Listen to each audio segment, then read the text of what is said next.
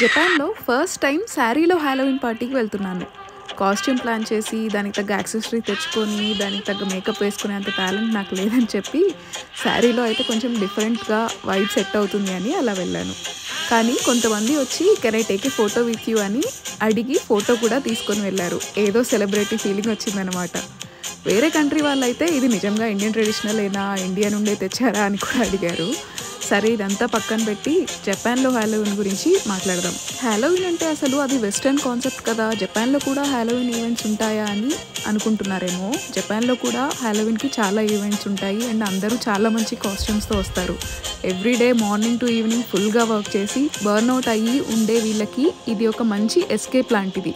So they go crazy with the costumes. స్టైలిష్‌గా, ఫన్నీగా, super creative కాస్ట్యూమ్స్‌తో వస్తారు. చూడడానికి చాలా ఇంట్రెస్టింగ్‌గా ఉంటుంది. Anime characters like demon slayer, Naruto దగ్గర నుండి డైనోసార్, పంప్కిన్, క్యూట్ ఫెయిరీ ఇలా చాలా క్రియేటివ్ అండ్ క్యూట్ కాస్ట్యూమ్స్‌తో వస్తారు. ఈ వెస్టర్న్ కంట్రీస్‌లో హాలోవీన్ కంటే ముందే జపాన్‌లో సిమిలర్ కల్చర్ ఉందంట. సో ఆ డీటెయిల్స్ అయితే నాకు పెద్దగా తెలీదు కాబట్టి చాట్‌జీపీటీతో కన్ఫర్మ్ చేసి క్లియర్‌గా డిస్క్రిప్షన్‌లో మెన్షన్ చేస్తాను.